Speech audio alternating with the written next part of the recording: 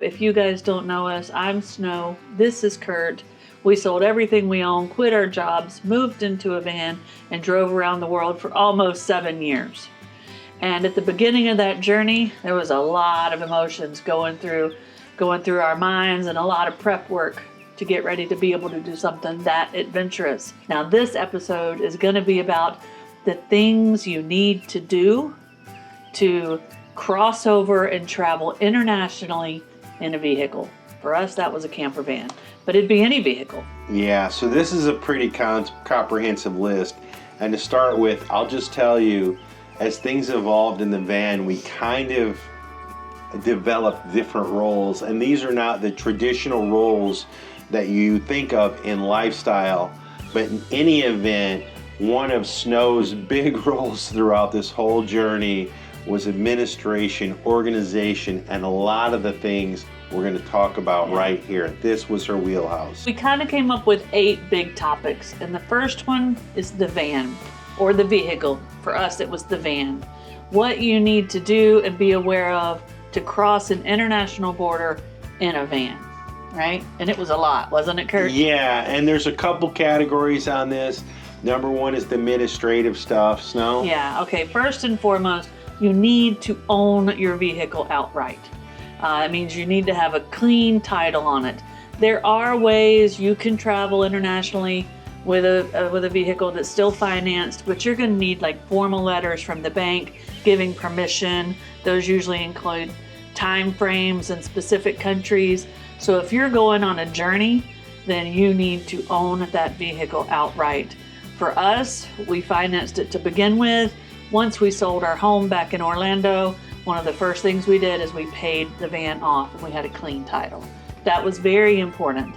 The next thing for us that you might not think about is you need to keep your vehicle registered and legal in your home country.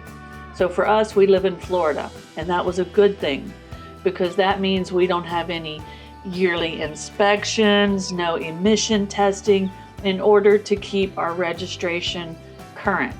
But you do need to keep paying those annual fees. And in the United States and Florida, that meant having current little stickers and a current piece of paper saying everything was legal. Another thing you might not think about is in order to keep your registration current, you must maintain insurance in the United States.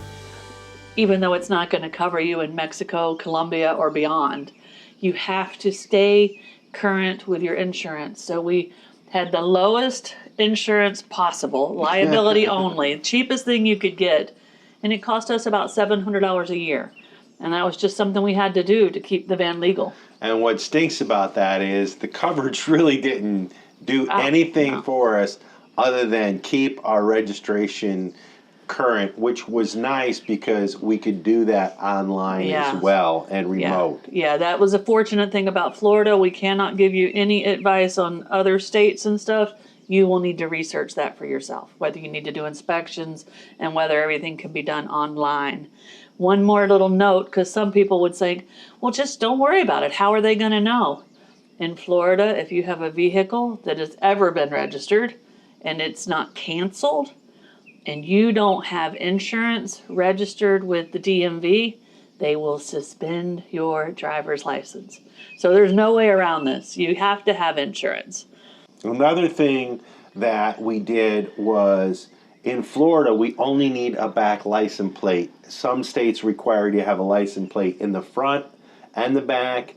Florida's only the back. But we also, through our research, knew that we needed license plates. In some countries had that requirement. So rather than getting pulled over because we don't have a front license plate, we decided to go ahead and get one made. Yeah. And while we were at it, we had 2 plastic license plate replicas made of our license plate, and we took ours off the van because we were worried that it could potentially get stolen. I could imagine, because as a teenager, I would have thought it would have been cool to have something like that hanging on my wall, but in, I don't know, Mexico or Argentina or Brazil, for someone to snag a license plate from Florida might be a cool little token. So it was kind of just to protect us from losing the original.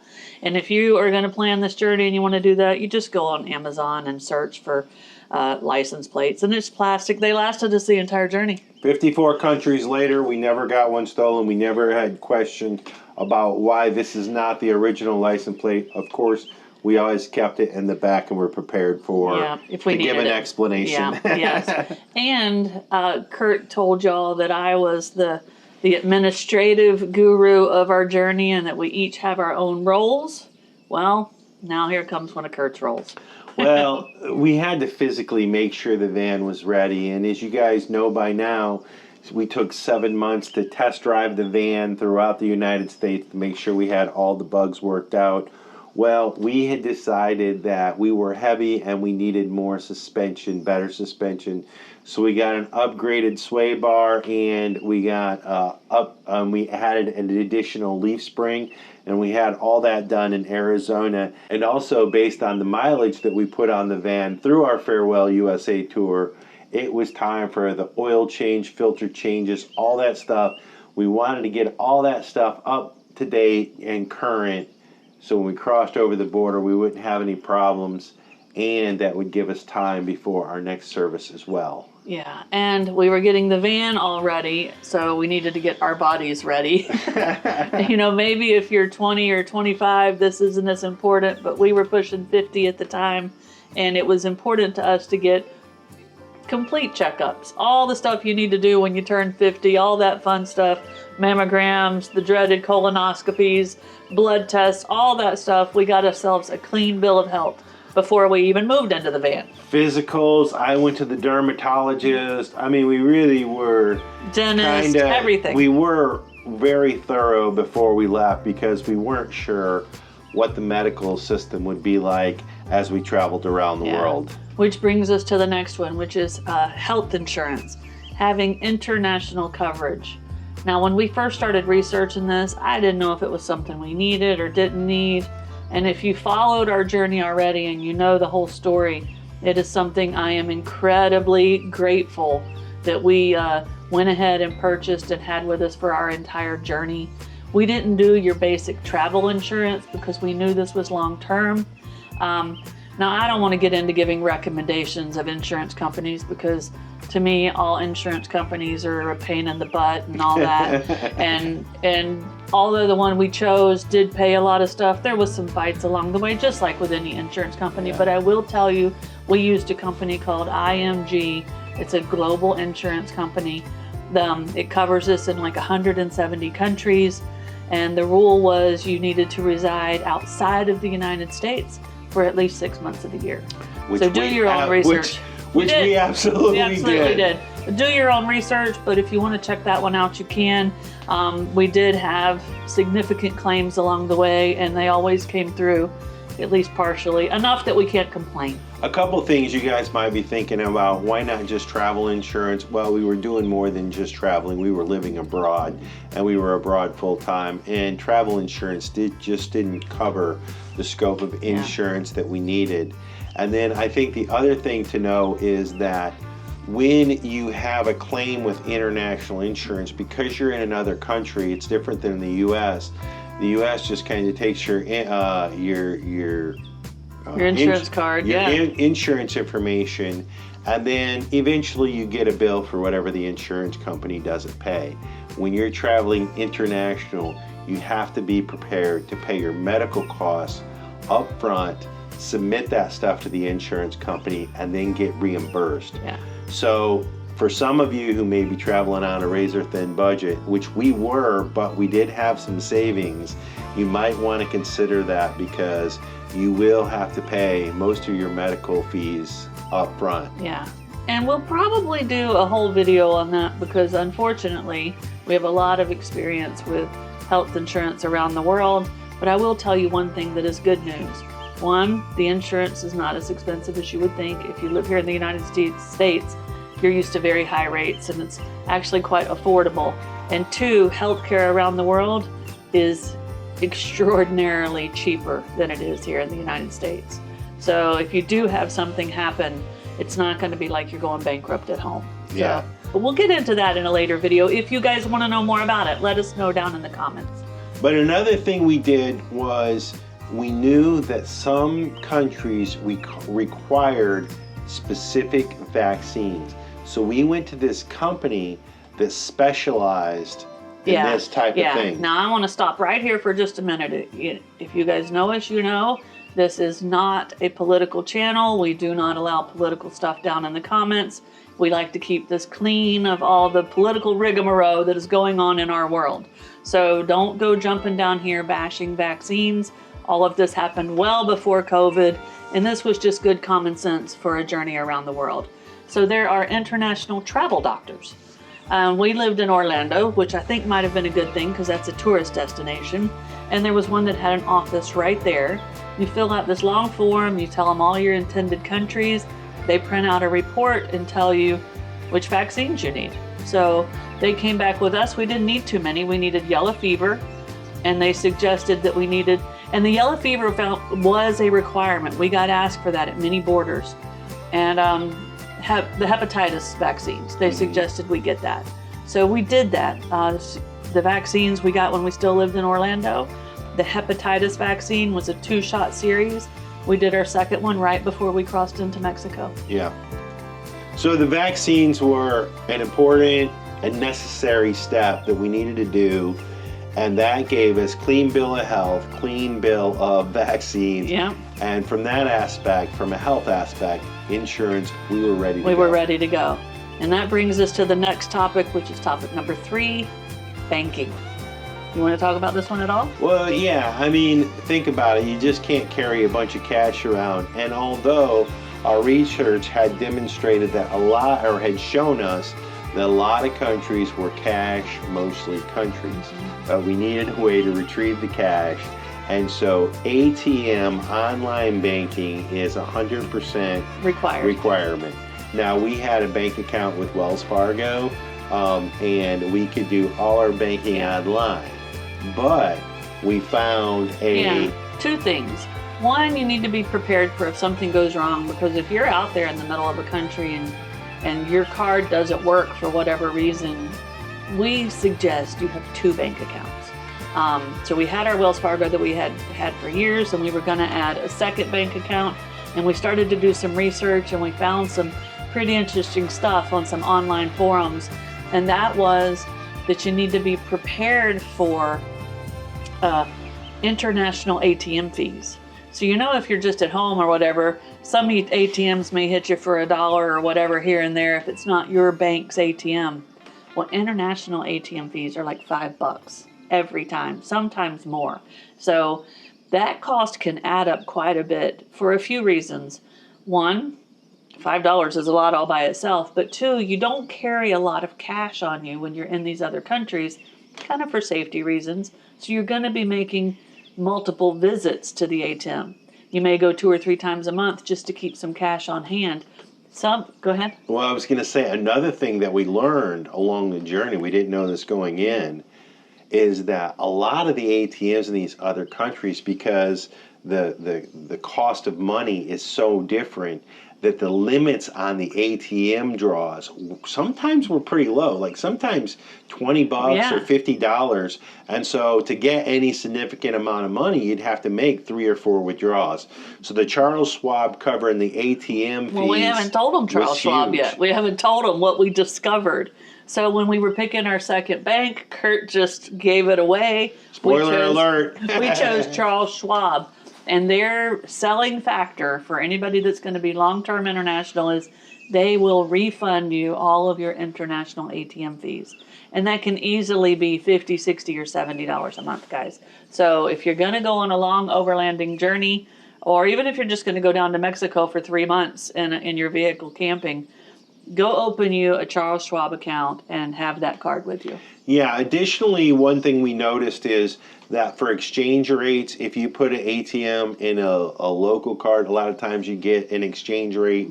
You can choose to use your own bank's exchange rate, and we found Charles Schwab to have a much better exchange rate than kind of sort of the open market of the variety of banks we use throughout the journey. So, And then we also carried an American Express card, and that was primarily what we used for business back in the U.S. However, a whole bunch of countries do not take American Express. Yeah, yeah. So Snow said multiple credit cards is a really good idea because it's not easy just to get one shipped to you wherever you are. Yeah. That's a whole nother set of circumstances. So having multiple where you can kind of tuck them away and hide them in case one gets lost, Yeah. you get fraud alerted or something else, you have a go back. Yeah. And something that we did not encounter until we got to Africa, so it depends on where you're going, but this may be good practice just in case. Some countries seem to be for or against Visa or MasterCard. We were actually in countries where it was hard to find an ATM that would take our ATM card because they were Visa ones. So when you're shopping for your second bank, maybe look at having a MasterCard or just pull out a regular old-fashioned MasterCard credit card and keep for emergencies just in case. But Visa is kind of the king. Yeah, it's the king. Broadly is the king. Yeah, so we only encountered that in West Africa. So I think that might be it on the banking stuff. What do you think, Curdy? There's Well, a lot. you guys. That's a lot, guys. We know, but that is that's your money. That's important. Yeah. Yeah, you need to be prepared for that. So, but let's move on to number 4, which if you're going to travel with your pets, this one's for you. We took our 2 cats with us on this journey around the world. And of course, the most important thing you're going to need is to always have them currently rabies vaccinated. Now, all around the world, we discovered you will not have problems keeping their vaccines for rabies updated.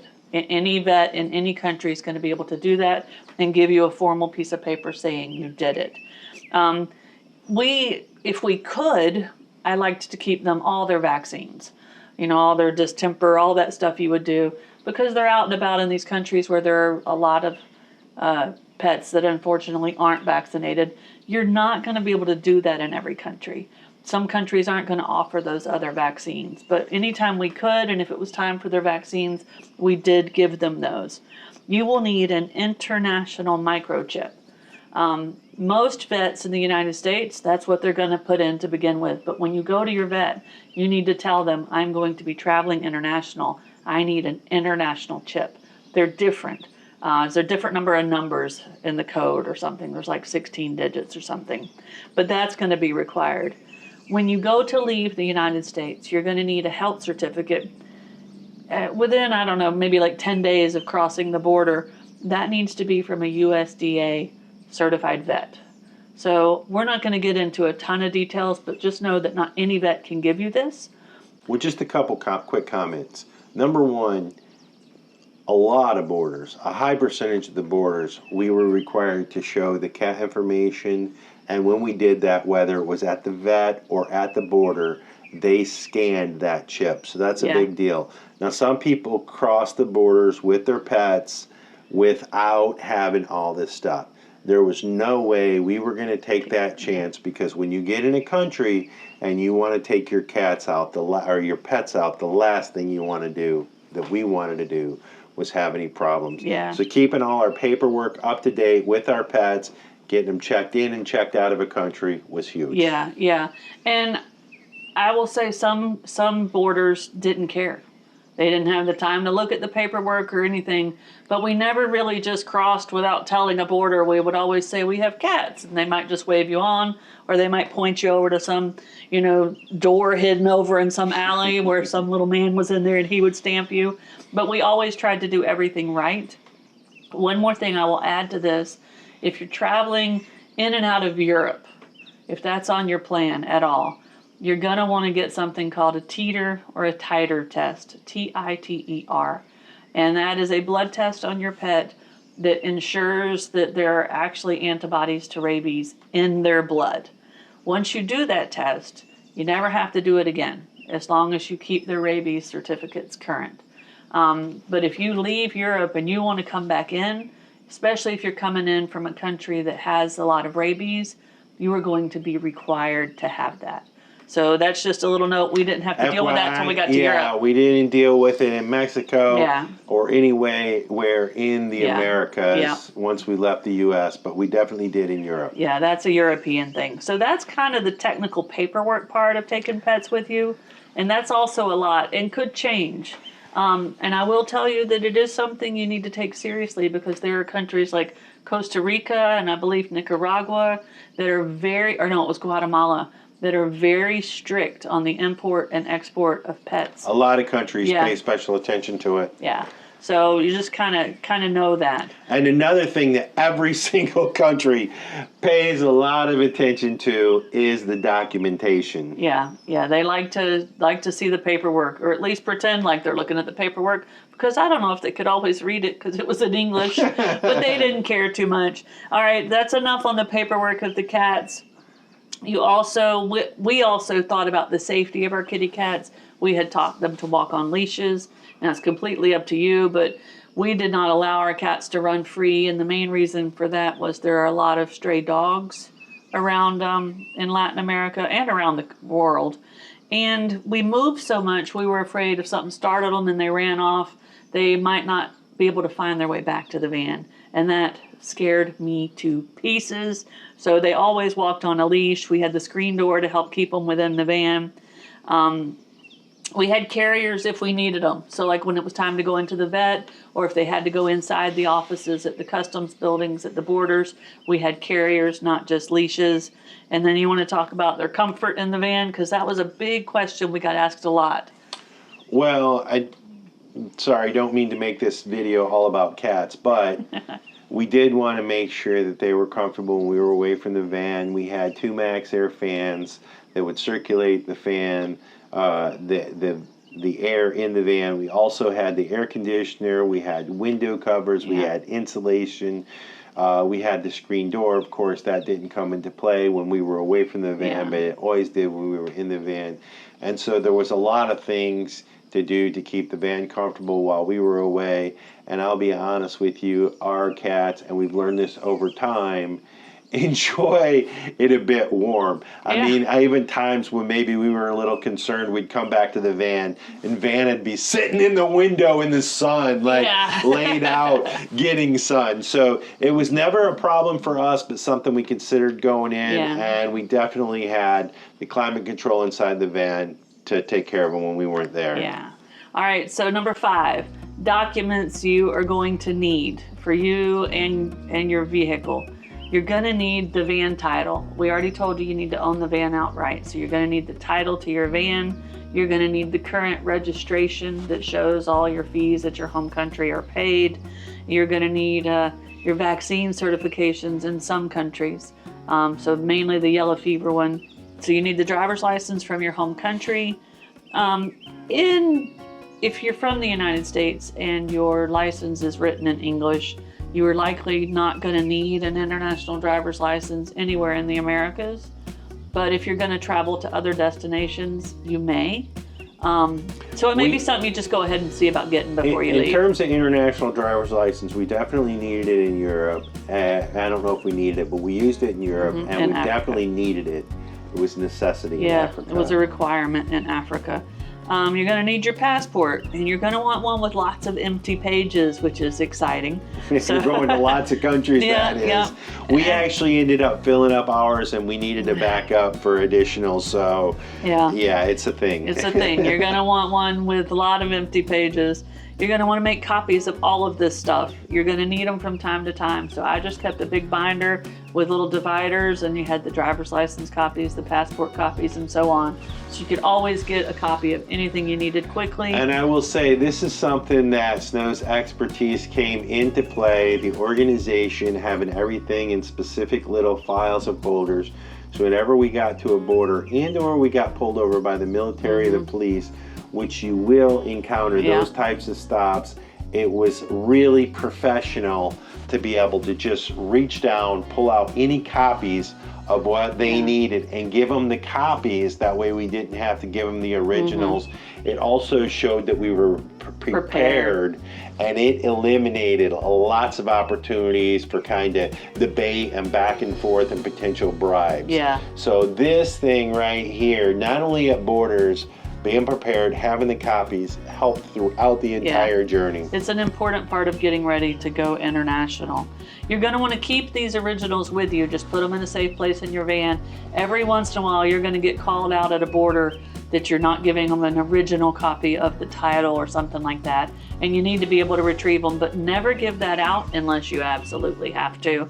And also, leave one set of this with a friend or a family member at home. In case you lose something, you can call them, they can scan it in and send it to you. That's just a good backup plan. Another good tip that we did and really helped out was Snow had copies of our passport laminated. So just like the front page, just like the main page or whatever. So instead of giving them our original passport, we could hand them that. And because we did have one instance in Africa where the guy kind of took our passports and walked off. Actually, a couple times. Yeah. Now, they always came back, but still. That's scary. You know, if you give them a copy, you have your originals, and things don't feel safe, you can always drive off. So, there you go. All right, the next one you might not think about is being able to get mail when you're on the road. Some of you may be in a situation where you can have a family member do it for you, but we chose to use a company. It's called Anytime Mail, and they set you up an address, and all of your mail goes to that company. And when it comes in, you have this whole online little site where you can go see everything that's going on, but you'll get a notification that you've got mail, which that's only funny to our generation. But and you can go on to your little online platform, and you'll see they'll have taken a picture of what the envelope looks like. And it would actually give us options. We could, if it was junk mail, we could just tell them to chunk it. We could tell them to shred it. But we could also, which I loved, we could say, open it, scan the documents, and send them to us. And then they could do that, and then we could go back and say, forward this to my mom's house, or what, whatever. But it was a way to manage your mail when you're not in the United States, and that's important. This is not a recommendation for Anytime Mail, by the way, guys. We did have an incident where one of the branches, I believe it's a franchise, closed, went out of business, didn't notify us. We weren't getting our mail. We lost IRS papers. We lost IRS papers, and it cost us a lot of money. And so, but there are other companies out there. There are other companies, so just make sure you do your research and get one you feel confident in. Exactly. But we cannot recommend. We did have a great experience with one of our accounts for Anytime Mail, but anyway. Yeah, be careful with which one you choose. Read the current reviews. This all happened several years ago. Maybe they've got their act together, but we wouldn't recommend them. All right, stuff you need to take with you, spare parts and stuff. This is all Curt. All Curt. Well, almost. To be honest with you, I think we've mentioned this in other videos, but I felt like we were, during the whole entire journey, trying to take away or get rid of some extra stuff that we didn't need. So when we left, we tried to prepare for any scenario. So I'm not going to go through that full exhaustive list. I am going to try to boil it down to some things that we actually took and we needed. And number one on the list is sort of spare parts. So get familiar with your vehicles so you know what the spare parts you need. Now in Mexico, spare parts, filters, all that type of stuff, brake pads, any of the typical maintenance plan items for a van, your car, whatever, you can probably get in Mexico.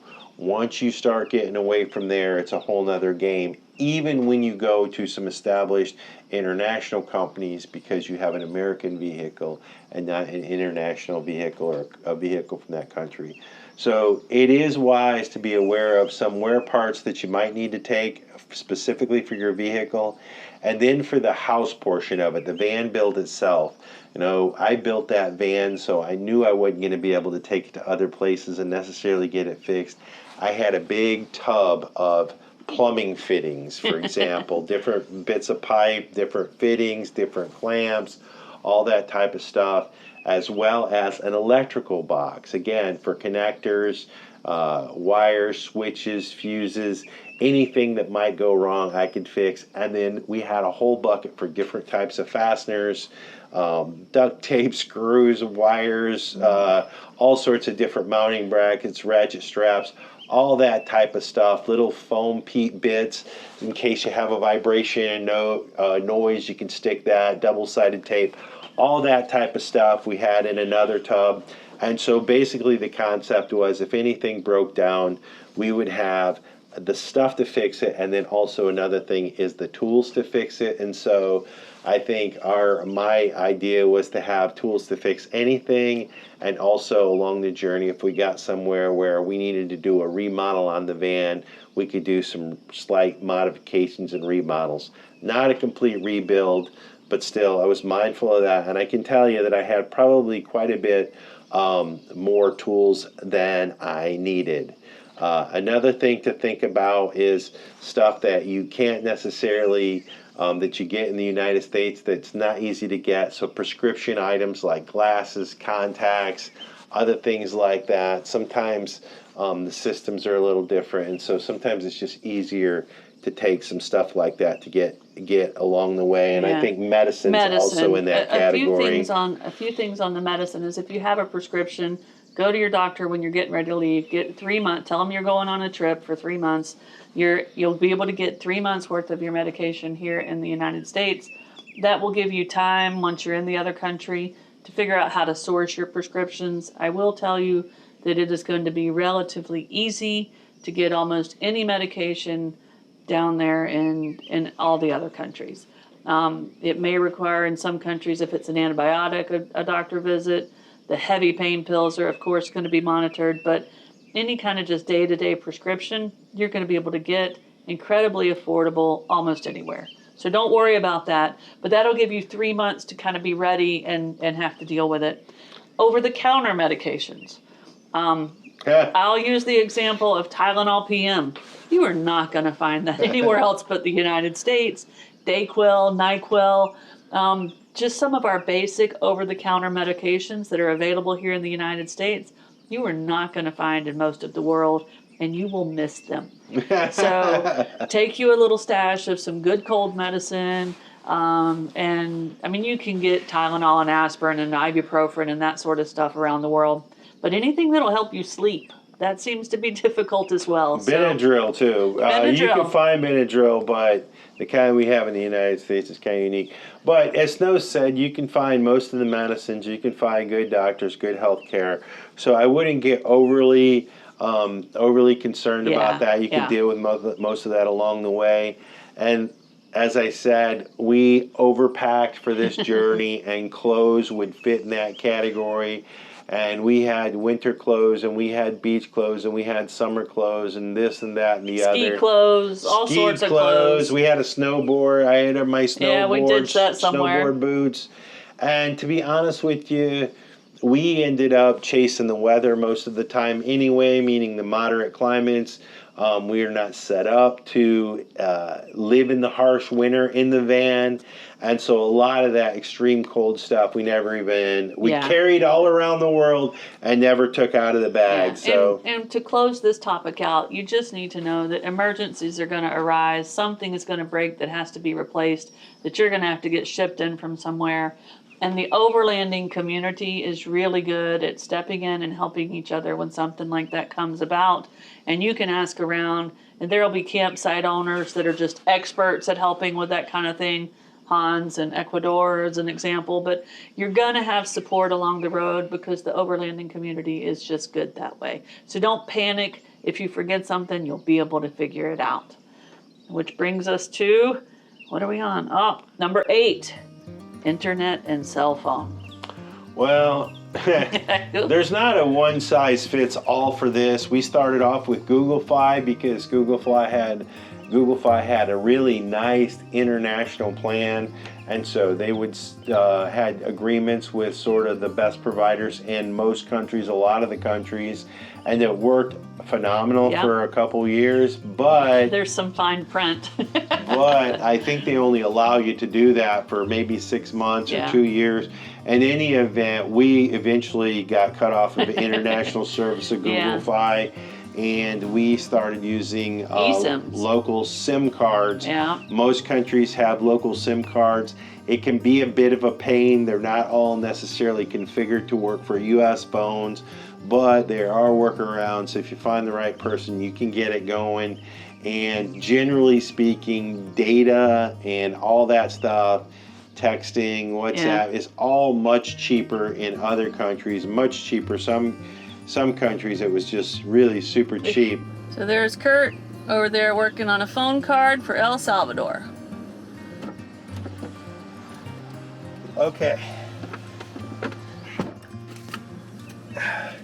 Here's the deal. I'm no longer on Tigo. I'm on Claro. And it was $3 to get the new SIM card, and it was $10 for 9 gigabytes of data for 20 days. Big part of your journey being able to stay connected.